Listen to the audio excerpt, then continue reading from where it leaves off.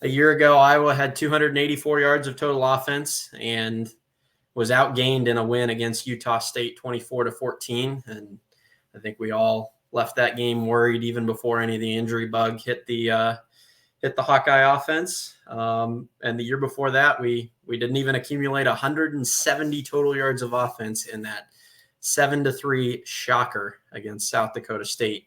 And even the year before that, if anybody remembers, the 34-6 win against Indiana, Iowa only accumulated 303 yards of total offense. So I was ready to come on here after the first half today and tell everybody a lot of the same things that we saw last year and the year before and the year before that. I think everybody else was too. There's a lot of frustration in the stadium, frustration in the air at Kinnick. But man, did they flip the script with that second half performance. A lot of just very interesting positives and negatives, lots of stuff to talk about. So looking forward to getting to it today. Corey is not here today for anybody that has noticed. I am not Corey Browda, of course. Corey is attending to a personal matter and will be back tomorrow night with Coach John Patterson, who is also going to join me today. But Corey will be back tomorrow night for a follow-up post-game show to discuss.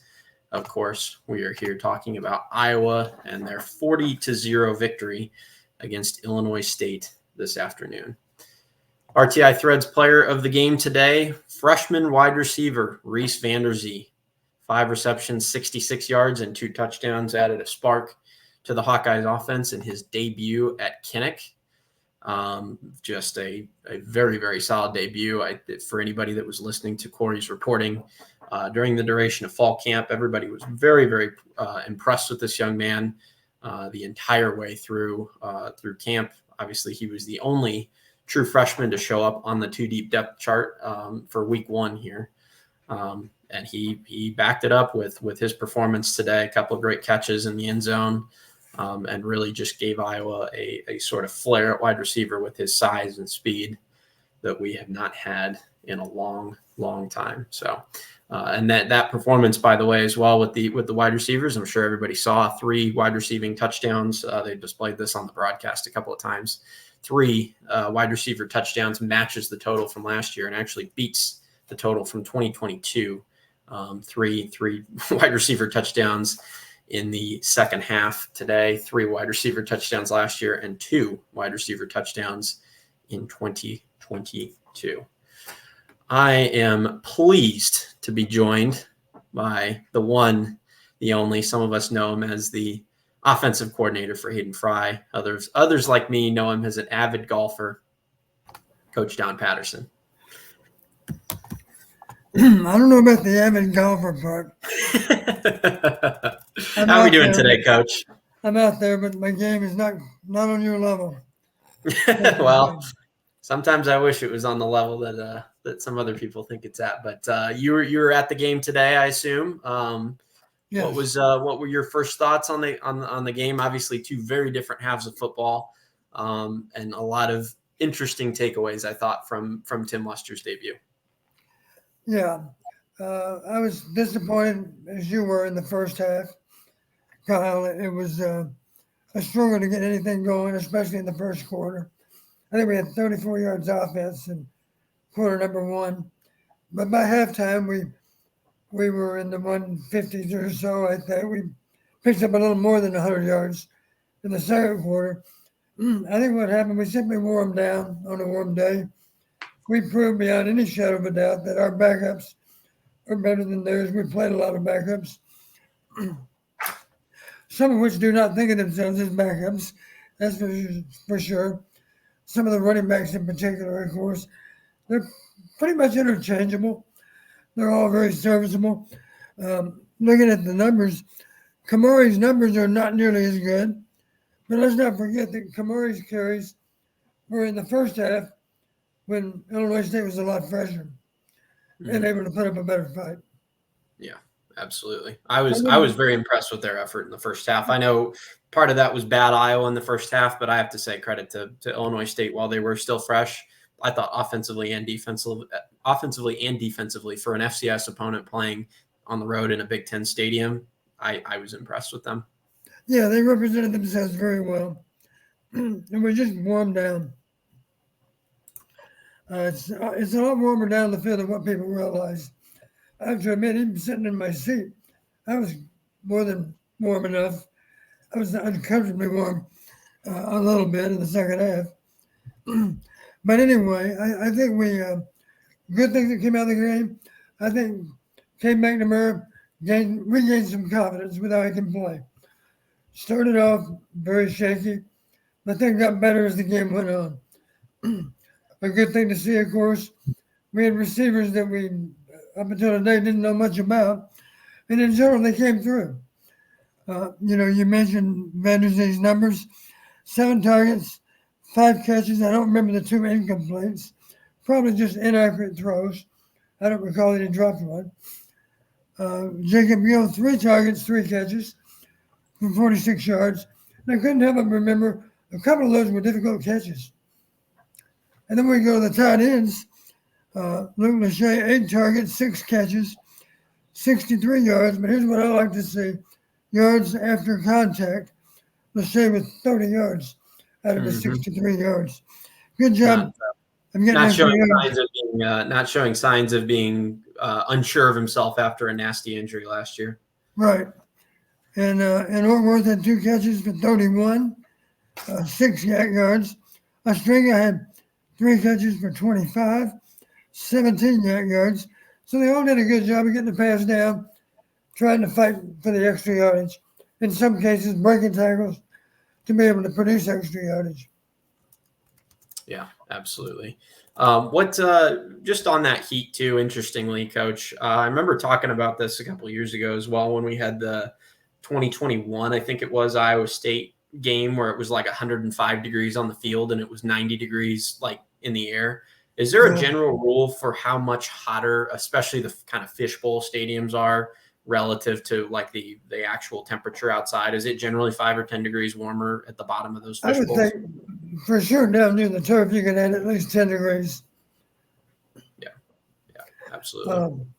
I don't know how Kenny registers in that regard, but I'll just assure you, as a veteran of being on many sidelines, it's a lot warmer down there than it is even in your seat. Yeah. Good things to see. I saw a lot of good push with our defensive line. Really satisfied to see some sacks. Got pretty good pressure up front. It was kind of obvious to me early in the game. They in particular went after TJ Hall. A lot of their early balls thrown out wide were thrown underneath TJ. Did a good job of defending. They really didn't make many yards off of him. Not that he couldn't have defended better sometimes, but if the ball was accurately thrown, he had pretty good coverage. Maybe broke it up. Maybe it fell incomplete, or maybe he had to tackle a guy. But in general, we prevented them from making a lot of big plays. Let me see what they had in terms of longest pass play, 37 yards. And then beyond that, we got to drop down into the teens. Yeah. So longest run, 9 yards. So here we are again with great defense to prevent explosive plays. Something, as you know, we do very, very well. Far and away the best in the Big Ten last year. I haven't talked about the numbers because I just ran them here recently. In our 10 games last fall, we gave up a total of 13 plays that were 20 yards or more. Give you an idea of how good that is. Number 2 on the list was Michigan with 22 plays in their 10 games. So we're at 1.3, they're at 2.2, and they're in second place. Yeah. So it gives you an idea of how good we were. Pretty amazing. Near as I can tell, almost certainly this is the case. We give up 1 play beyond 20 yards. And I don't remember the play even, but Lloyd had a pass play for 37. Can you refresh my memory? Can't remember. Yeah, it was kind of the jump ball thrown down the right sideline. I'm trying to remember. Yeah, I remember. Over John Nestor. They were driving to the south, yeah. Beat Nestor on the play. You're right. Yeah. And as you know, Nestor and TJ are in competition for that second quarterback spot. And I think what I heard from the coaches is, well, right now TJ gets the edge. If you want to base it on anything at all, you base it on consistency. Did a better job of not allowing big plays. So Nestor gave up the one chunk play. I don't doubt that overall he played okay, but he'll be reminded, of course, that's not who we are. We don't give up 37-yard pass completions. Yeah. And I'm sure because it happened today, it's less likely to happen for John next week against Iowa State. Yeah. In general, I mean, the one takeaway I had, at least from the first half, that was a positive was I thought, I listened to the preseason preview show with you and Corey, and one of the things you pointed out that was obviously something that was kind of I thought it was an under the radar concern last year was the number of turnovers that we forced went way down relative to 2021, 2020, those type of teams. And I just thought, obviously the Iowa defense is known for being gap sound, eyes on the quarterback at all times. But I saw an aggressiveness in pursuit of the ball today in terms of trying to create those turnovers that I think was kind of lacking last year. I think there was a lot of kind of sitting back and waiting for ball carriers to get to us for in terms of tackling and stuff like that. More of a focus on stopping yardage than forcing turnovers. It looked like that was something that was emphasized in camp. Yeah, looking at the final stats, we finished today +3.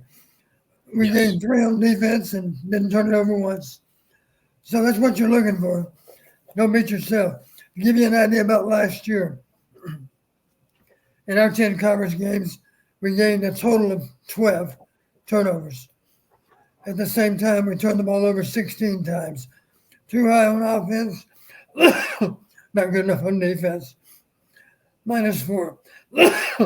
Bear with me, Kyle. I'm a little stymied with the weather. I'll fight through it. Give you an idea of what some teams did do last fall.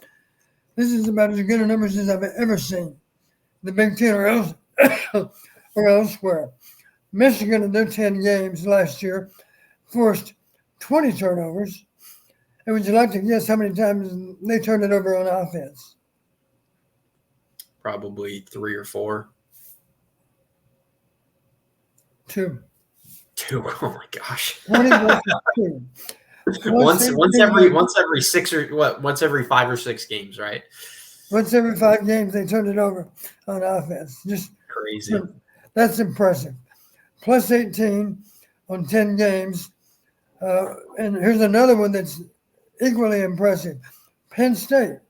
Penn State actually gained 21 turnovers in 9 games, and they turned it over a grand total of 4 times, +17 on 9 games. So statistically, +17 in 9 games is ever so slightly better than +18 in 10.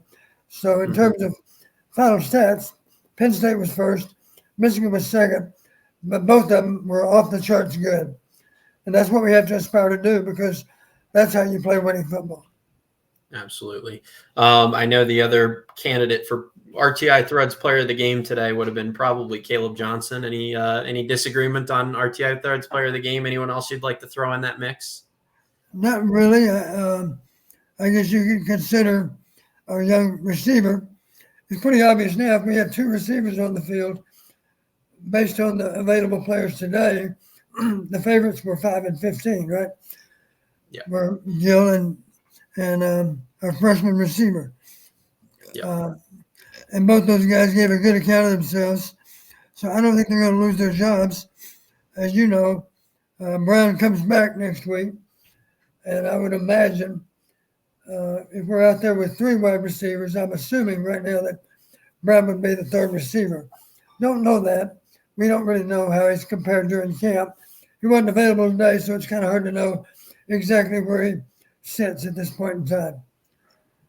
But the good news, I'd say overall, you got to give them a passing grade on how they played today. I know that a critic would say, well, that was poor pass defense at times. Can't really argue that. But still, our guys still had to fight for the ball, still had to look the ball in, still had to protect the ball, still had to make some difficult catches. While I'm thinking of it, if I'm not mistaken, Kyle, 2 of Gill's 3 catches were difficult catches made in traffic. Nice catches, above average catches. They were not routine plays. So I was impressed with Gill today. And of course, I was impressed with our freshman, number 15. I got to get that pronunciation down. Is it Reese Van Der Zee? Van Der Zee.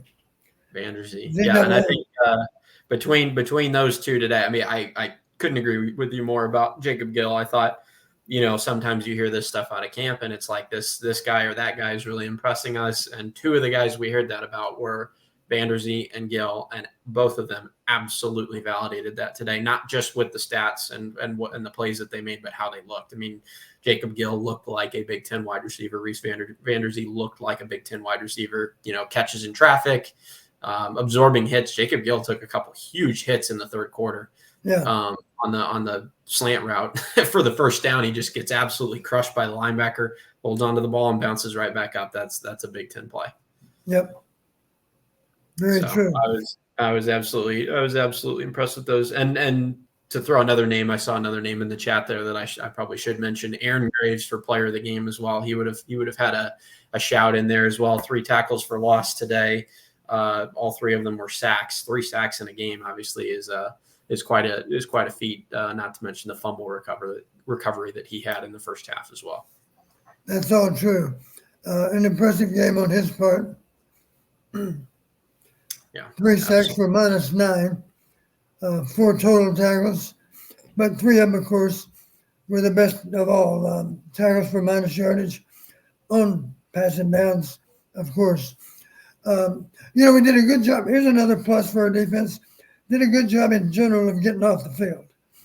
Remember in the past, one of our problems is defending well on third down. Thought we did a pretty good job of getting on and off the field.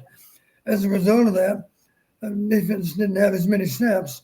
Let me see what the team snaps are here.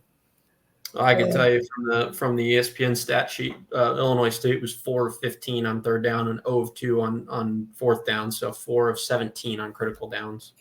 Yeah, it's pretty good. 62 snaps for them versus our 71. So you'd like to think if you're doing a good job of getting off the field, you might not have to defend more than 60 snaps in a game. Yeah. That's a little bit how it worked out today. Here's another plus. I was impressed with 21 on punt returns. Oh, He's absolutely. Be a good one.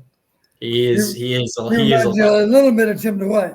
He's not as good as Tim right now, but I'd like for him to aspire to be more like Tim Dwight. He's already a little bit like Tim Dwight. So that was good to see.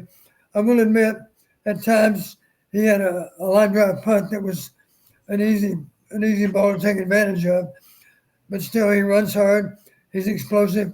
He can break tackles. He's very sure with his hands. That's where it all starts, of course, just being able to field the ball each and every time. So I like him on returns.